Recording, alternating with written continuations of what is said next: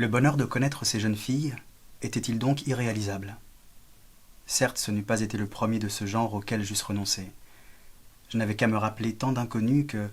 même à Balbec, la voiture s'éloignant à toute vitesse m'avait fait à jamais abandonner. Et même le plaisir que me donnait la petite bande, noble comme si elle était composée de vierges helléniques, venait de ce qu'elle avait quelque chose de la fuite des passantes sur la route. Cette fugacité des êtres qui ne sont pas connus de nous, qui nous force à démarrer de la vie habituelle où les femmes que nous fréquentons finissent par dévoiler leur tare, nous met dans cet état de poursuite où rien n'arrête plus l'imagination. Or, dépouiller d'elles nos plaisirs, c'est les réduire à eux-mêmes, à rien. Offerte chez une de ces entremetteuses que, par ailleurs, on a vu que je ne méprisais pas, retirées de l'élément qui leur donnait tant de nuances et de vagues, ces jeunes filles m'eussent moins enchanté. Il faut que l'imagination, éveillée par l'incertitude de pouvoir atteindre son objet, crée un but qui nous cache l'autre, et en substituant au plaisir sensuel l'idée de pénétrer dans une vie, nous empêche de reconnaître ce plaisir, d'éprouver son goût véritable, de le restreindre à sa portée. Il faut qu'entre nous et le poisson,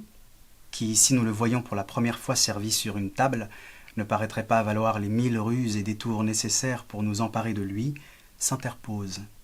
pendant les après-midi de pêche, le remous à la surface duquel viennent affleurer, sans que nous sachions bien ce que nous voulons en faire, le poli d'une chair, l'indécision d'une forme, dans la fluidité d'un transparent et mobile azur. Ces jeunes filles bénéficiaient aussi de ce changement des proportions sociales, caractéristique de la vie des bains de mer. Tous les avantages qui, dans notre milieu habituel, nous prolongent, nous agrandissent, se trouvent là devenus invisibles, en fait supprimés. En revanche, les êtres à qui on suppose indûment de tels avantages ne s'avancent qu'amplifiés d'une étendue postiche. Elle rendait plus aisée que des inconnus, et ce jour-là, ces jeunes filles prissent à mes yeux une importance énorme, et impossible de leur faire connaître celle que je pouvais avoir. Mais si la promenade de la petite bande avait pour elle de n'être qu'un extrait de la fuite innombrable de passantes, laquelle m'avait toujours troublé, cette fuite était ici ramenée à un mouvement tellement lent qu'il se rapprochait de l'immobilité. Or précisément, que dans une phase aussi peu rapide, les visages, non plus emportés dans un tourbillon, mais calmes et distincts, me parussent encore beaux, cela m'empêchait de croire, comme je l'avais fait si souvent quand m'emportait la voiture de madame de Villeparisis, que, de plus près, si je me fusse arrêté un instant, tel détail, une peau grêlée, un défaut dans les ailes du nez, un regard bonnet, la grimace du sourire, une vilaine taille, eussent remplacé dans le visage et dans le corps de la femme ce que j'avais sans doute imaginé. Car il avait suffi d'une jolie ligne de corps, d'un teint frais entrevu, pour que de très bonne foi j'y eusse ajouté quelques ravissantes épaules, quelques regards délicieux dont je portais toujours en moi le souvenir ou l'idée préconçue, ces déchiffrages rapides d'un être qu'on voit à la volée, nous exposant ainsi aux mêmes erreurs que ces lectures trop rapides, où sur une seule syllabe, et sans prendre le temps d'identifier les autres, on met à la place du mot qui est écrit un tout différent que nous fournit notre mémoire. Il ne pouvait être ainsi maintenant. J'avais bien regardé leur visage. Chacun d'eux, je l'avais vu, non pas dans tous ses profils et rarement de face, mais tout de même selon 2 ou 3 aspects assez différents pour que je puisse faire soit la rectification, soit la vérification et la preuve des différentes suppositions de lignes et de couleurs que hasard de la première vue, et pour voir subsister en eux, à travers les expressions successives, quelque chose d'inaltérablement matériel. Aussi je pouvais me dire avec certitude que ni à Paris, ni à Balbec, dans les hypothèses les plus favorables de ce qu'aurait pu être, même si j'avais pu rester à causer avec elles, les passantes qui avaient arrêté mes yeux, il n'y en avait jamais eu dont l'apparition puis la disparition, sans que je les eusse connues, m'eussent laissé plus de regrets que ne ferait celle-ci, m'eussent donné l'idée que leur amitié pût être une telle ivresse. Ni parmi les actrices, ou les paysannes, ou les demoiselles du pensionnat religieux, je n'avais rien vu d'aussi beau, imprégné d'autant d'inconnus, aussi inestimablement précieux, aussi vraisemblablement inaccessibles. Elles étaient, du bonheur inconnu et possible de la vie, un exemplaire si délicieux et en si parfait état que c'était presque pour des raisons intellectuelles que j'étais désespéré, de peur de ne pas pouvoir faire dans des conditions uniques, ne laissant aucune place à l'erreur possible, l'expérience de ce que nous offre de plus mystérieux la beauté qu'on désire et qu'on se console de ne posséder jamais, en demandant du plaisir, comme Swann avait toujours refusé de faire avant Odette, à des femmes qu'on n'a pas désirées, si bien qu'on meurt sans avoir jamais su ce qu'était cet autre plaisir.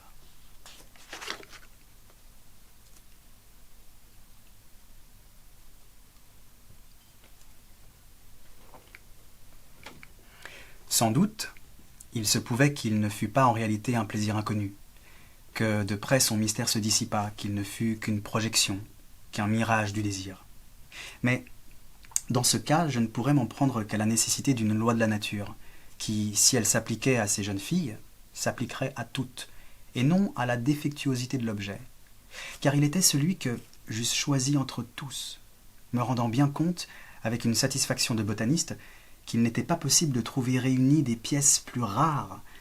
que celles que ces jeunes fleurs, qui interrompaient en ce moment devant moi la ligne de flot de leur haie légère, pareil à un bosquet de roses de Pennsylvanie, ornement d'un jardin sur la falaise,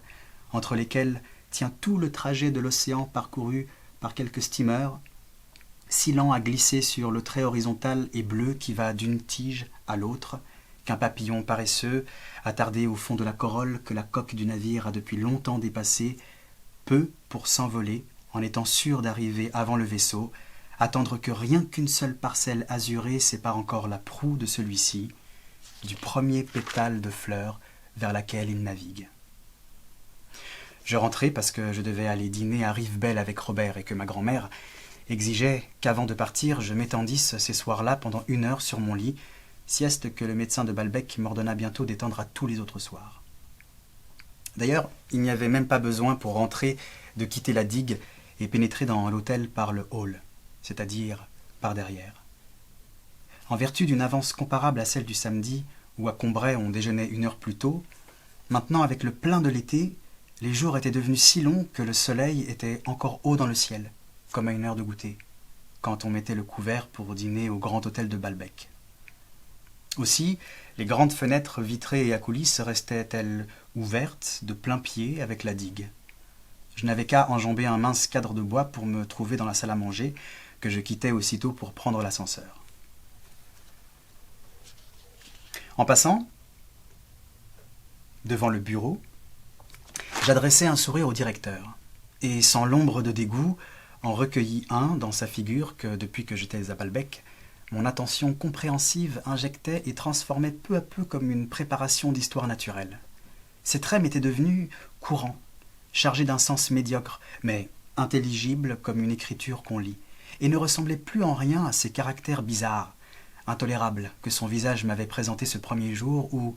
j'avais vu devant moi un personnage maintenant oublié, ou, si je parvenais à l'évoquer, méconnaissable, difficile à identifier avec la personnalité insignifiante et polie dont il n'était que la caricature, hideuse et sommaire. Sans la timidité ni la tristesse du soir de mon arrivée, je sonnai le lift, qui ne restait plus silencieux pendant que je m'élevais à côté de lui dans l'ascenseur, comme dans une cage thoracique mobile qui se fût déplacée le long de la colonne montante, mais me répétait « Il n'y a plus autant de monde comme il y a un mois. On va commencer à s'en aller, les jours baissent. » Il disait cela, non que ce fût vrai, mais parce qu'ayant un engagement pour une partie plus chaude de la côte, il aurait voulu nous voir partir tous le plus tôt possible afin que l'hôtel fermât et qu'il eût quelques jours à lui avant de rentrer dans la nouvelle place. Rentrer et nouvelle n'étaient du reste pas des expressions contradictoires, car pour le lift, rentrer était la forme usuelle du verbe entrer. La seule chose qui m'étonna était qu'il condescendit à dire place, car il appartenait à ce prolétariat moderne qui désire effacer dans le langage la trace du régime de la domesticité. Du reste, au bout d'un instant, Il m'apprit que dans la situation où il allait rentrer, il aurait une plus jolie tunique et un meilleur traitement.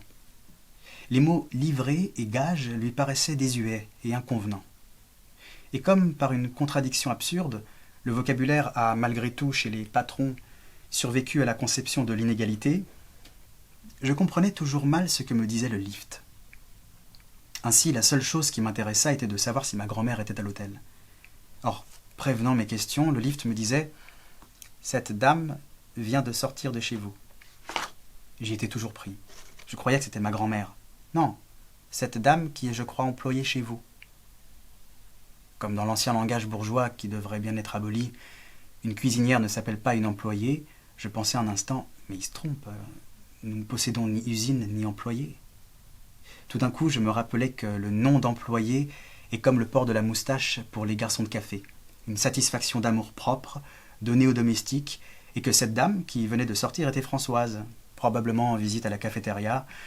ou en train de regarder coudre la femme de chambre de la dame belge. Satisfaction qui ne suffisait pas encore au lift, car il disait volontiers, en s'apitoyant sur sa propre classe, chez l'ouvrier ou chez le petit, se servant du même singulier que Racine quand il dit le pauvre. Mais d'habitude, car mon zèle et ma timidité du premier jour étaient loin, je ne parlais plus au lift. C'était lui maintenant qui restait sans recevoir de réponse dans la courte traversée dont il filait les nœuds à travers l'hôtel, évidé comme un jouet, et qui déployait autour de nous, étage par étage, ces ramifications de couloirs dans les profondeurs desquelles la lumière se veloutait, se dégradait, amincissait les portes de communication ou les degrés des escaliers intérieurs qu'elle convertissait en cette ambre dorée, inconsistante et mystérieuse comme un crépuscule où Rembrandt découpe tantôt l'appui d'une fenêtre ou la manivelle d'un puits. Et à chaque étage, une lueur d'or reflétée sur le tapis annonçait le coucher du soleil et la fenêtre des cabinets. Je me demande si les jeunes filles que je venais de voir habitaient Balbec, et qui elles pouvaient être. Quand le désir est ainsi orienté vers une petite tribu humaine qu'il sélectionne, tout ce qui peut se rattacher à elle devient motif d'émotion, puis de rêverie. J'avais entendu une dame dire sur la digue « C'est une amie de la petite Simonet », avec l'air de précision avantageuse de quelqu'un qui explique « C'est le camarade inséparable du petit La Rochefoucauld ». Et aussitôt, on avait senti sur la figure de la personne à qui on apprenait cela une curiosité de mieux regarder la personne favorisée, qui était amie de la petite Simonet. Un privilège, assurément, qui ne paraissait pas donné à tout le monde, car l'aristocratie est une chose relative. Et il y a des petits trous pas chers, où le fils d'un marchand de meubles est prince des élégances et règne sur une cour comme un jeune prince de Galles. J'ai souvent cherché, depuis, à me rappeler comment avait résonné pour moi, sur la plage, ce nom de Simonet, encore incertain alors dans sa forme que j'avais mal distinguée, et aussi quant à sa signification, à la désignation par lui de telle personne ou peut-être de telle autre. En somme, empreint de ce vague et de cette nouveauté si émouvant pour nous dans la suite, quand ce nom, dont les lettres sont à chaque seconde plus profondément gravées en nous par notre attention incessante, est devenu, ce qui ne devait arriver pour moi à l'égard de la petite Simonet que quelques années plus tard, le premier vocable que nous retrouvions soit au moment du réveil, soit après un évanouissement, même avant la notion de l'heure qu'il est, du lieu où nous sommes, presque avant le mot « je », comme si l'être qu'il nomme était plus nous que nous-mêmes. Et comme si, après quelques moments d'inconscience, la trêve qui expire avant tout autre est celle pendant laquelle on ne pensait pas à lui. Je ne sais pourquoi, je me dis dès le premier jour que le nom de Simonet devait être celui d'une des jeunes filles. Je ne cessais plus de me demander comment je pourrais connaître la famille Simonet, et cela par des gens qu'elle jugea supérieurs à elle-même, ce qui ne devait pas être difficile si ce n'était que de petites grues du peuple, pour qu'elle ne pût avoir une idée dédaigneuse de moi. Car on ne peut avoir de connaissances parfaites, on ne peut pratiquer l'absorption complète de qui vous dédaigne, tant qu'on n'a pas vaincu ce dédain. Or, chaque fois que l'image de femmes si différentes pénètre en nous, à moins que l'oubli ou la concurrence d'autres images ne l'élimine, Nous n'avons de repos que nous n'ayons converti ces étrangères en quelque chose qui soit pareil à nous, notre âme étant à cet égard douée du même genre de réaction et d'activité que notre organisme physique, lequel ne peut tolérer l'immixtion dans son sein d'un corps étranger sans qu'il s'exerce aussitôt à digérer et assimiler l'intrus. La petite Simonet devait être la plus jolie de toutes, celle d'ailleurs qui, me semblait-il, aurait pu devenir ma maîtresse, car elle était la seule qui, à 2 ou 3 reprises, détournant à demi la tête, avait paru prendre conscience de mon fixe regard. Je demandai au lift s'il ne connaissait pas à Balbec des Simonet. N'aimant pas à dire qu'il ignorait quelque chose, il répondit qu'il lui semblait avoir entendu causer de ce nom-là. Arrivé au dernier étage, je le priai de me faire apporter les dernières listes d'étrangers.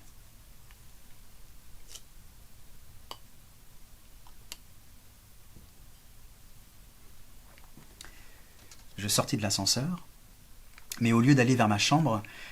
je m'engageai plus avant dans le couloir, car à cette heure-là, le valet de chambre de l'étage, quoiqu'il craignît les courants d'air, avait ouvert la fenêtre du bout, laquelle regardait, au lieu de la mer, le côté de la colline et de la vallée, mais ne les laissait jamais voir, car ses vitres, d'un verre opaque, étaient le plus souvent fermées. Je m'arrêtai devant elle en une courte station, et le temps de faire mes dévotions à la vue, que pour une fois elle découvrait au-delà de la colline à laquelle était adossé l'hôtel, et qui ne contenait qu'une maison posée à quelque distance, mais à laquelle la perspective et la lumière du soir, en lui conservant son volume, donnaient une ciselure précieuse et un écrin de velours, comme à une de ces architectures en miniature, petit temple ou petite chapelle d'orfèvrerie et d'émaux, qui servent de reliquaires et qu'on n'expose qu'à de rares jours à la vénération des fidèles. Mais cet instant d'adoration avait déjà trop duré, car le valet de chambre, qui tenait d'une main un trousseau de clés et de l'autre me saluait en touchant sa calotte de sacristain, mais sans la soulever à cause de l'air pur et frais du soir, venait refermer, comme ceux d'une chasse, les 2 battants de la croisée et dérobait à mon adoration le monument réduit et la relique d'or. J'entrai dans ma chambre. Au fur et à mesure que la saison s'avança, changea le tableau que j'y trouvais dans la fenêtre. D'abord il faisait grand jour, et sombre seulement s'il faisait mauvais temps. Alors, dans le vert glauque et qu'elle boursouflait de ses vagues rondes, la mer,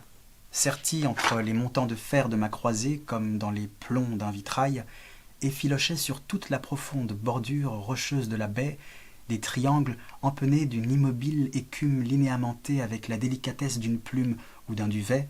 dessinée par Pisanello et fixée par cet émail blanc, inaltérable et crémeux, qui figure une couche de neige dans les verreries de galets. Bientôt les jours diminuèrent, et au moment où j'entrais dans ma chambre,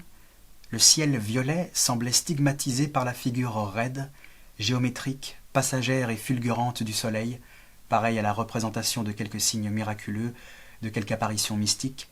s'inclinait vers la mer sur la charnière de l'horizon, comme un tableau religieux au-dessus du maître-autel, tandis que les parties différentes du couchant, exposées dans les glaces des bibliothèques basses en acajou qui couraient le long des murs et que je rapportais par la pensée à la merveilleuse peinture dont elle était détachée, semblaient comme ces scènes différentes que quelque maître ancien exécuta jadis pour une confrérie sur une chasse, et dont on exhibe à côté les uns des autres dans une salle de musée, les volets séparés que l'imagination seule du visiteur remet à leur place sur les prédelles du retable. Quelques semaines plus tard, quand je remontais, le soleil était déjà couché. Pareille à celle que je voyais à Combray, au-dessus du calvaire, à mes retours de promenade, et quand je m'apprêtais à descendre avant le dîner à la cuisine, une bande de ciel rouge au-dessus de la mer compacte et coupante comme la gelée d'une viande, puis bientôt sur la mer déjà froide et bleue comme le poisson appelé mulet, le ciel, du même rose qu'un de ces saumons que nous nous ferions servir tout à l'heure à Rivebelle, ravivait le plaisir que j'allais avoir à me mettre en habit pour partir dîner.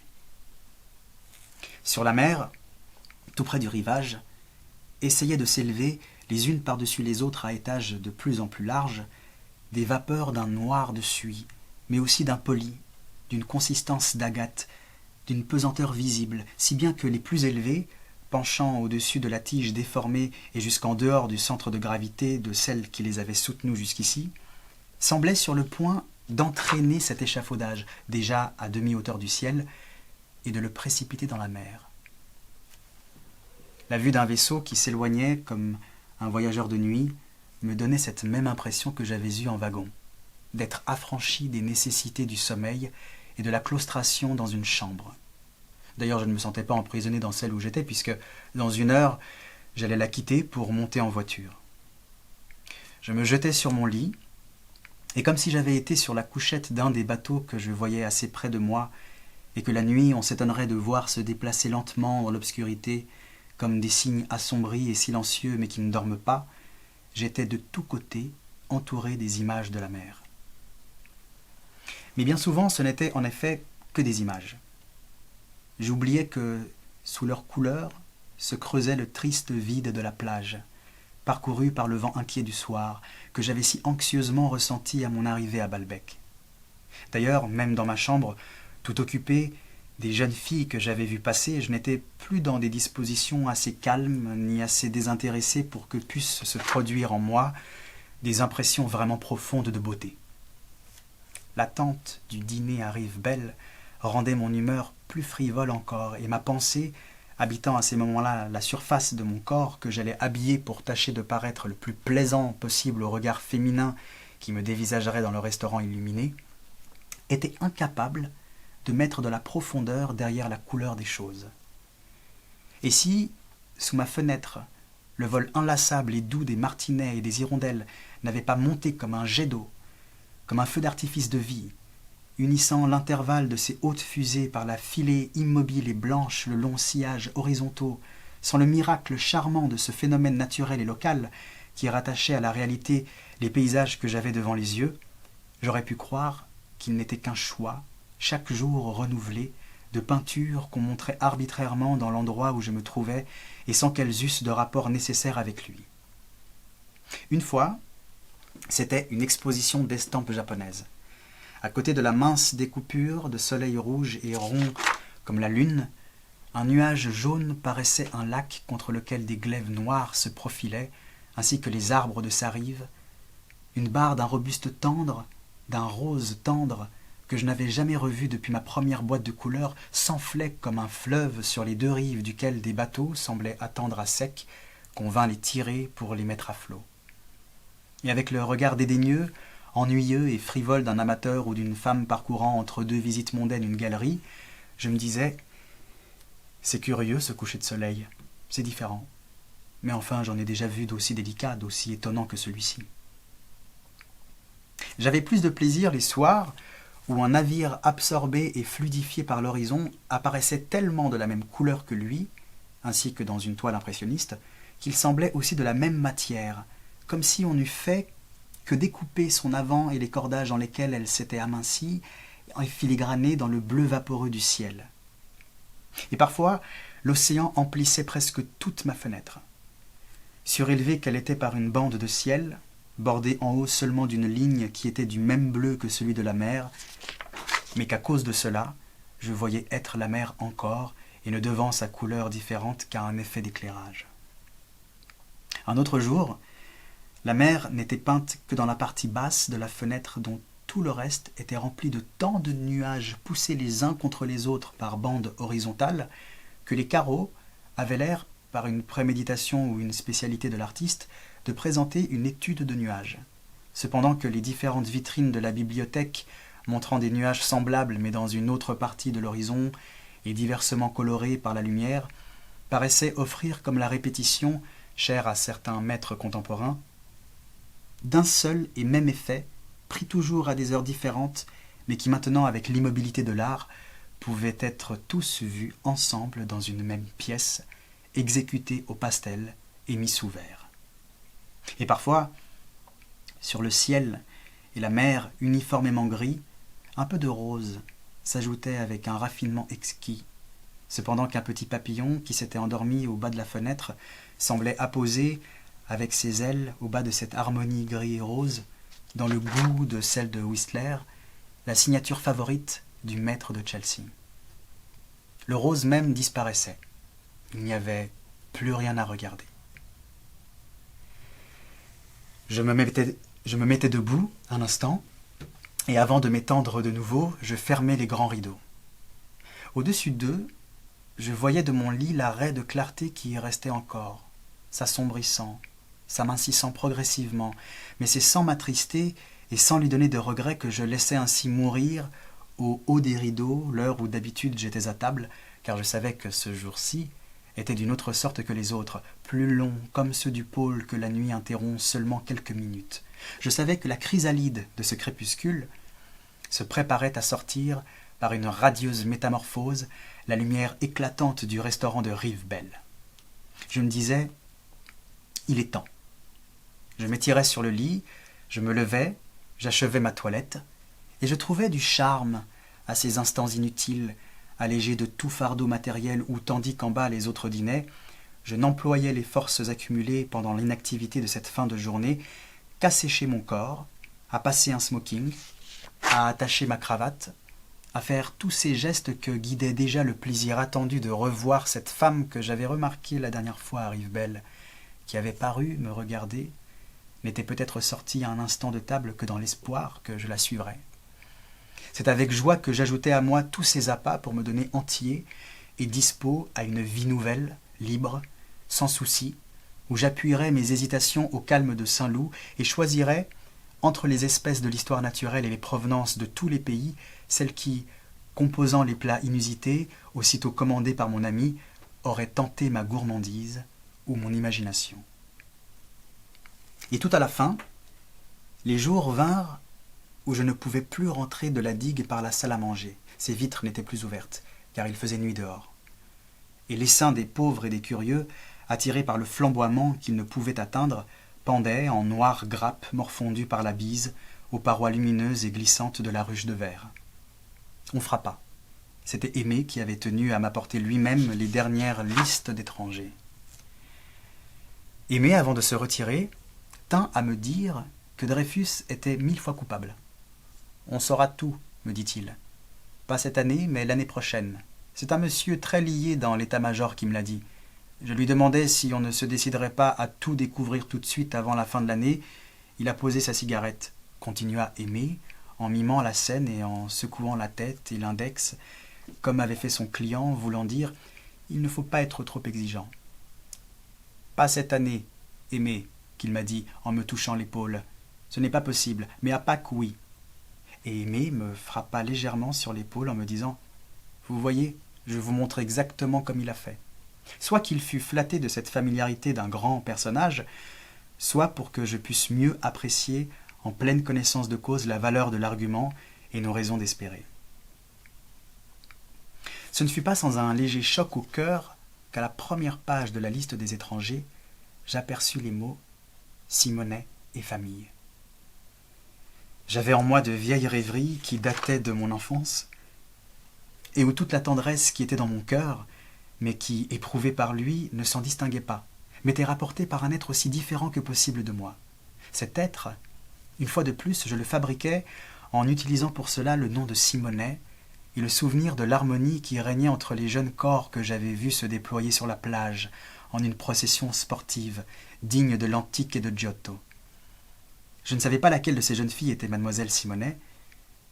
si aucune d'elles s'appelait ainsi, mais je savais que j'étais aimé de mademoiselle Simonet et que j'allais, grâce à Saint-Loup, essayer de la connaître. Malheureusement, n'ayant obtenu qu'à cette condition une prolongation de congé, il était obligé de retourner tous les soirs à Doncières, mais pour le faire manquer à ses obligations militaires, j'avais cru pouvoir compter, plus encore que sur son amitié pour moi, sur cette même curiosité de naturaliste humain que si souvent, même sans avoir vu la personne dont il parlait et rien qu'à entendre dire qu'il y avait une jolie caissière chez un fruitier, j'avais eu de faire connaissance avec une nouvelle variété de la beauté féminine. Or, cette curiosité, c'est à tort que j'avais espéré l'exciter chez Saint-Loup en lui parlant de mes jeunes filles, car elle était pour longtemps paralysée en lui par l'amour qu'il avait pour cette actrice dont il était l'amant. Et même l'eût-il légèrement ressenti qu'il l'eût réprimé, à cause d'une sorte de croyance superstitieuse que de sa propre fidélité pouvait dépendre celle de sa maîtresse. Aussi fut-ce sans qu'il m'eût promis de s'occuper activement de mes jeunes filles que nous partîmes dîner à Rivebelle.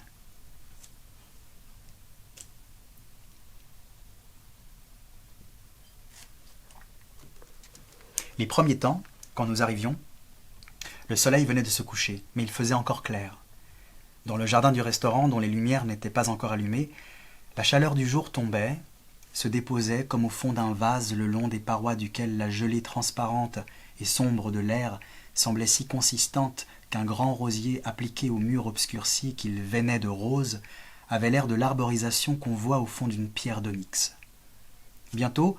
ce ne fut qu'à la nuit que nous descendions de voiture, souvent même que nous partions de Balbec si le temps était mauvais, et que nous eussions retardé le moment de faire atteler, dans l'espoir d'une accalmie. Mais ces jours-là, c'est sans tristesse que j'entendais le vent souffler. Je savais qu'il ne signifiait pas l'abandon de mes projets, la réclusion dans une chambre. Je savais que dans la grande salle à manger du restaurant où nous entrerions au son de la musique des tziganes, les innombrables lampes triompheraient aisément de l'obscurité et du froid en leur appliquant leurs larges cautères d'or, et je montais gaiement à côté de Saint-Loup dans le coupé qui nous attendait sous l'averse. Depuis quelque temps, les paroles de Bergotte, se disant convaincu que malgré ce que je prétendais, j'étais fait pour goûter surtout les plaisirs de l'intelligence, m'avaient rendu au sujet de ce que je pourrais faire plus tard une espérance que décevait chaque jour l'ennui que j'éprouvais à me mettre devant une table, à commencer une étude critique ou un roman. Après tout, me disais-je, peut-être le plaisir qu'on a eu à l'écrire n'est-il pas le critérium infaillible de la valeur d'une belle page? Peut-être n'est-il qu'un état accessoire qui s'y surajoute souvent, mais dont le défaut ne peut préjuger contre elle. Peut-être certains chefs-d'œuvre ont-ils été composés en bâillant. Ma grand-mère apaisait mes doutes en me disant que je travaillerais bien et avec joie si je me portais bien. Et notre médecin, ayant trouvé plus prudent de m'avertir des graves risques auxquels pouvait m'exposer mon état de santé, et m'ayant tracé toutes les précautions d'hygiène à suivre pour éviter un accident, je subordonnais tous les plaisirs au but que je jugeais infiniment plus important qu'eux, de devenir assez fort pour pouvoir réaliser l'œuvre que je portais peut-être en moi. J'exerçais sur moi-même, depuis que j'étais à Balbec, un contrôle minutieux et constant. On aurait pu me faire toucher à la tasse de café qui m'eût privé de sommeil de la nuit, nécessaire pour ne pas être fatigué le lendemain. Mais quand nous arrivions à Rivebelle, aussitôt, à cause de l'excitation d'un plaisir nouveau, et me trouvant dans cette zone différente où l'exceptionnel nous fait entrer après avoir coupé le fil, patiemment tissé depuis tant de jours, qui nous conduisait vers la sagesse, comme s'il ne devait plus jamais y avoir de lendemain ni de fin élevée à réaliser, disparaissait ce mécanisme précis de prudente hygiène qui fonctionnait pour les sauvegarder. Tandis qu'un valet de pied me demandait mon paletot, Saint-Loup me disait « Vous n'aurez pas froid? Vous feriez peut-être mieux de le garder, il ne fait pas très chaud. » Je répondais « Non, non. » Et peut-être je ne sentais pas le froid, mais en tout cas, je ne savais plus la peur de tomber malade, la nécessité de ne pas mourir, l'importance de travailler. Je donnai mon paletot. Nous entrions dans la salle du restaurant au son de quelques marches guerrières jouées par les tziganes. Nous nous avancions entre les rangées de tables servies comme dans un facile chemin de gloire, et sentant l'ardeur joyeuse imprimée à nos corps par les rythmes de l'orchestre qui nous décernait ces honneurs militaires et ce triomphe immérité, nous la dissimulions sous une mine grave et glacée, sous une démarche pleine de lassitude, pour ne pas imiter ces gommeuses de café-concert qui, venant chanter sur un air belliqueux, un couplet grivois, entrent en courant sur la scène avec la contenance martiale d'un général vainqueur. À partir de ce moment-là, j'étais un homme nouveau, qui n'était plus le petit-fils de ma grand-mère et ne se souviendrait d'elle qu'en sortant, mais le frère momentané des garçons qui allaient nous servir. La dose de bière à plus forte raison de champagne qu'à Balbec je n'aurais pas voulu atteindre en une semaine, alors pourtant qu'à ma conscience calme et lucide la saveur de ces breuvages représentasse un plaisir clairement appréciable mais aisément sacrifié, je l'absorbais en 1 heure en y ajoutant quelques gouttes de Porto, trop distrait pour pouvoir le goûter, et je donnais au violoniste qui venait de jouer les 2 louis que j'avais économisés depuis 1 mois en vue d'un achat que je ne me rappelais pas. Quelques-uns des garçons qui servaient, lâchés entre les tables, fuyaient à toute vitesse, ayant sur leurs paumes tendues un plat que cela semblait être le but de ce genre de course de ne pas laisser choir. Et de fait, les soufflés au chocolat arrivaient à destination sans avoir été renversés. Les pommes à l'anglaise, malgré le galop qui avait dû les secouer, rangées, comme au départ, autour de l'agneau de Pauillac. Je remarquai un de ces servants très grand, emplumé de superbes cheveux noirs, la figure fardée d'un teint qui rappelait davantage certaines espèces rares que l'espèce humaine et qui, courant sans trêve et, eût-on dit sans but, d'un bout à l'autre de la salle, faisait penser à quelqu'un de ces aras qui remplissent les grandes volières des jardins zoologiques de leur ardent coloris et de leur incompréhensible agitation. Bientôt, le spectacle s'ordonna, à mes yeux du moins, d'une façon plus noble et plus calme. Toute cette activité vertigineuse se fixait en une calme harmonie. Je regardais les tables rondes, dont l'assemblée innombrable emplissait le restaurant, comme autant de planètes, telles que celles-ci sont figurées dans les tableaux allégoriques d'autrefois. D'ailleurs, une force d'attraction irrésistible s'exerçait entre ces astres divers et à chaque table. Les dîneurs n'avaient Dieu que pour les tables où il n'était pas, exception faite pour quelques riches amphitryons, lequel, ayant réussi à ramener un écrivain célèbre, s'évertuait à tirer de lui, grâce aux vertus de la table tournante, des propos insignifiants dont les dames s'émerveillaient. L'harmonie de ces tables astrales n'empêchait pas l'incessante révolution des servants innombrables, lesquels, parce qu'au lieu d'être assis, comme les dîneurs, ils étaient debout, évoluaient dans une zone supérieure. Sans doute l'un courait porter des hors-d'œuvre, changer le vin, ajouter des verres. Mais malgré ces raisons particulières, leur course perpétuelle entre les tables rondes finissait par dégager la loi de sa circulation vertigineuse et réglée. Assises derrière un massif de fleurs,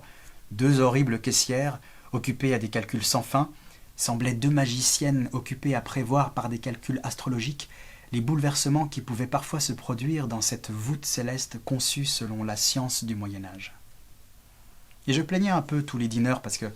je sentais que pour eux les tables rondes n'étaient pas des planètes et qu'ils n'avaient pas pratiqué dans les choses un sectionnement qui nous débarrasse de leur apparence coutumière et nous permet d'apercevoir des analogies. Ils pensaient qu'ils dînaient avec telle ou telle personne, que le repas coûterait à peu près tant et qu'il recommencerait le lendemain. Et ils paraissaient absolument insensibles au déroulement d'un cortège de jeunes commis qui, probablement n'ayant à ce moment de besogne urgente, portaient processionnellement des pains dans des paniers. Quelques-uns, trop jeunes, abrutis par les taloches que leur donnaient en passant les maîtres d'hôtel, fixaient mélancoliquement leurs yeux sur un rêve lointain, et n'étaient consolés que si quelques clients de l'hôtel de Balbec, où ils avaient jadis été employés, les reconnaissant, leur adressaient la parole en leur disant personnellement d'emporter le champagne, qui n'était pas buvable, ce qui les remplissait d'orgueil. J'entendais le grondement de mes nerfs dans lesquels il y avait du bien-être, indépendant des objets extérieurs qui peuvent en donner, et que le moindre déplacement que j'occasionnais à mon corps, à mon attention, suffisait à me faire éprouver, comme à un œil fermé une légère compression donne la sensation de la couleur. J'avais déjà bu beaucoup de Porto, et si je demandais à en prendre encore, c'était moins en vue du bien-être que les verres nouveaux m'apporteraient, que par l'effet du bien-être produit par les verres précédents. Je laissais la musique conduire elle-même mon plaisir sur chaque note où, docilement, il venait alors se poser. Si pareil à ces industries chimiques grâce auxquelles sont débités en grande quantité des corps qui ne se rencontrent dans la nature que d'une façon accidentelle et fort rarement, ce restaurant de Rivebelle réunissait en un même moment plus de femmes au fond desquelles me sollicitaient des perspectives de bonheur que le hasard des promenades ne m'en eût fait rencontrer en une année. D'autre part, cette musique que nous entendions, arrangements de valses, d'opérettes allemandes, de chansons de café-concert, toutes nouvelles pour moi, était elle-même comme un lieu de plaisir aérien superposé à l'autre et plus grisant que lui. Car chaque motif, particulier comme une femme, ne réservait pas, comme elle l'eût fait, pour quelques privilégiés, le secret de volupté qui le recelait. Il me le proposait, me reluquait, venait à moi d'une allure capricieuse ou canaille, m'accostait, me caressait, comme si j'étais devenu tout d'un coup plus séduisant, plus puissant ou plus riche. Je leur trouvais bien à ces airs quelque chose de cruel, c'est que tout sentiment désintéressé de la beauté, tout reflet de l'intelligence leur était inconnu. Pour eux, le plaisir physique existe seul. Et ils sont l'enfer le plus impitoyable, le plus dépourvu d'issue pour le malheureux jaloux à qui ils présentent ce plaisir que la femme aimée goûte avec un autre, comme la seule chose qui existe au monde pour celle qui le remplit tout entier. Mais tandis que je répétais à mi-voix les notes de cet air, et lui rendais son baiser, la volupté à lui spéciale qu'il me faisait éprouver me devint si chère que j'aurais quitté mes parents pour suivre le motif dans le monde singulier qu'ils construisaient dans l'invisible, en lignes tour à tour pleines de langueur et de vivacité. Quoiqu'un tel plaisir ne soit pas d'une sorte qui donne plus de valeur à l'être auquel il s'ajoute, car il n'est perçu que de lui seul, et quoique chaque fois que dans notre vie nous avons déplu à une femme qui nous a aperçus, elle ignora si à ce moment-là nous possédions ou non cette félicité intérieure et subjective qui, par conséquent, n'eût rien changé au jugement qu'elle porta sur nous, je me sentais plus puissant, presque irrésistible. Il me semblait que mon amour n'était plus quelque chose de déplaisant et dont on pouvait sourire, mais avait précisément la beauté touchante, la séduction de cette musique, semblable elle-même à un milieu sympathique où celle que j'aimais en moi, nous nous serions rencontrés, soudain devenus intimes. Le restaurant n'était pas fréquenté seulement par des demi-mondaines, mais aussi par des gens du monde le plus élégant, qui y venaient goûter vers 5 heures ou y donnaient de grands dîners. Les goûters avaient lieu dans une longue galerie vitrée, étroite, en forme de couloir, qui, allant du vestibule à la salle à manger, longeait sur un côté le jardin, duquel n'était séparé, sauf en exceptant quelques colonnes de pierre, que par le vitrage qu'on ouvrait ici ou là. Il en résultait, outre de nombreux courants d'air, des coups de soleil brusques, intermittents, un éclairage éblouissant, empêchant presque de distinguer les goûteuses, ce qui faisait que, quand elles étaient là, empilées aux tables par 2 tables, dans toute la longueur de l'étroit goulot, comme elles chatoyaient à tous les mouvements qu'elles faisaient pour boire leur thé ou se saluer entre elles, on aurait dit un réservoir, une nasse où le pêcheur a entassé les éclatants poissons qu'il a pris, lesquels, à moitié hors de l'eau et baignés de rayons, miroitent au regard en leur éclat changeant. Quelques heures plus tard, pendant le dîner, qui, lui, était naturellement servi dans la salle à manger,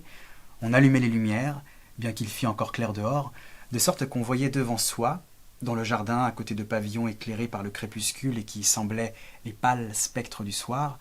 des charmilles dont la glauque verdure était traversée par les derniers rayons et qui, de la pièce éclairée par les lampes où on dînait, apparaissaient au-delà du vitrage, non plus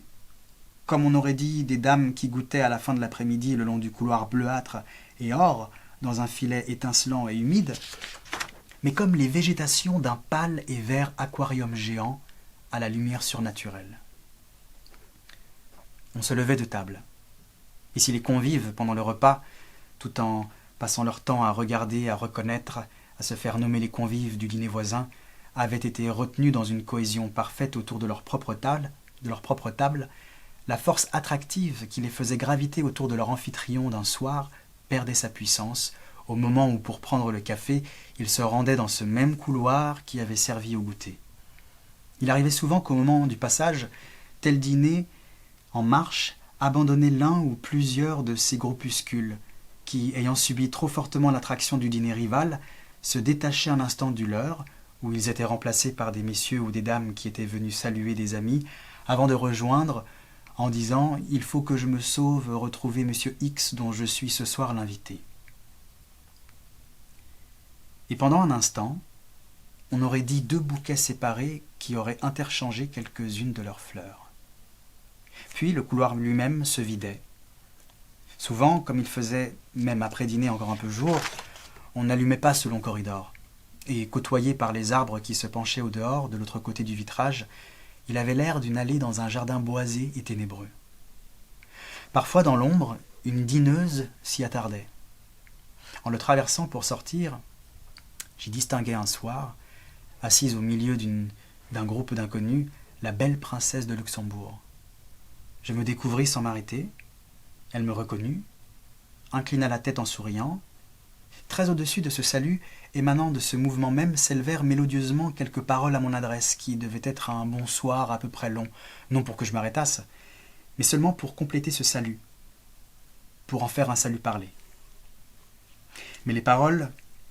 restèrent si indistinctes, et le son que seul je perçus se prolongea si doucement, et me sembla si musical, que ce fut comme si, dans la ramure assombrie des arbres, un rossignol se fût mis à chanter. Si par hasard, pour finir la soirée avec telle bande d'amis à lui que nous avions rencontrés, Saint-Loup décidait de nous rendre au casino d'une plage voisine, et partant avec eux, s'il me mettait seul dans une voiture, je recommandais au cocher d'aller à toute vitesse, afin que fussent moins longs les instants que je passerais sans avoir l'aide de personne pour me dispenser de fournir moi-même à ma sensibilité, en faisant machine arrière ou en sortant de la passivité où j'étais pris comme dans un engrenage, ces modifications que depuis mon arrivée à Rivebelle, je recevais des autres. Le choc possible avec une voiture venant en sens inverse, dans ces sentiers où il n'y avait de place que pour une seule et où il faisait nuit noire, l'instabilité du sol souvent éboulé de la falaise, la proximité de son versant à pic sur la mer, rien de tout cela ne trouvait en moi le petit effort qui eût été nécessaire pour amener la représentation et la crainte du danger jusqu'à ma raison. C'est que, pas plus que ce n'est le désir de devenir célèbre, mais l'habitude d'être laborieux, ce qui nous permet de produire une œuvre, ce n'est l'allégresse du moment présent, mais les sages réflexions du passé qui nous aident à préserver le futur. Or, si déjà, arrivant à Rivebelle, j'avais jeté loin de moi ces béquilles du raisonnement, du contrôle de soi-même qui aide notre infirmité à suivre le droit chemin, et me trouvais en proie à une sorte d'ataxie morale, l'alcool, entendant exceptionnellement mes nerfs, avait donné aux minutes actuelles une qualité, un charme, qui n'avait pas eu pour effet de me rendre plus apte, ni même plus résolu à les défendre. Car, en me les faisant préférer 1000 fois au reste de ma vie, mon exaltation les en isolait. J'étais enfermé dans le présent comme les héros, comme les ivrognes. Momentanément éclipsé, mon passé ne projetait plus devant moi cette ombre de lui-même que nous appelons notre avenir. Plaçant le but de ma vie non plus dans la réalisation des rêves de ce passé, mais dans la félicité de la minute présente. Je ne voyais pas plus loin qu'elle. De sorte que, par une contradiction qui n'était qu'apparente, c'est au moment où j'éprouvais un plaisir exceptionnel, où je sentais que ma vie pouvait être heureuse, où elle aurait dû avoir à mes yeux plus de prix, c'est à ce moment que, délivré des soucis qu'elle avait pu m'inspirer jusque-là, je la livrais sans hésitation au hasard d'un accident. Je ne faisais du reste, en somme, que concentrer dans une soirée l'incurie qui, pour les autres hommes, est diluée dans leur existence entière où, journellement, ils affrontent sans nécessité le risque d'un voyage en mer, d'une promenade en aéroplane ou en automobile, quand les attend à la maison l'être que leur mort briserait, ou quand est encore lié à la fragilité de leur cerveau le livre dont la prochaine mise au jour est la seule raison de leur vie. Et de même dans le restaurant de Rivebelle, les soirs où nous y restions, si quelqu'un était venu dans l'intention de me tuer, comme je ne voyais plus que dans un lointain, sans réalité ma grand-mère, ma vie à venir, mes livres à composer, comme j'adhérais tout entier à l'odeur de la femme qui était à la table voisine, à la politesse des maîtres d'hôtel, au contour de la valse qu'on jouait, que j'étais collé à la sensation présente, n'ayant pas plus d'extension qu'elle, ni d'autre but que de ne pas en être séparé, je serais mort contre elle, je me serais laissé massacrer sans offrir de défense, sans bouger, abeille engourdie par la fumée du tabac qui n'a plus le souci de préserver sa ruche. Je dois dire du reste que cette insignifiance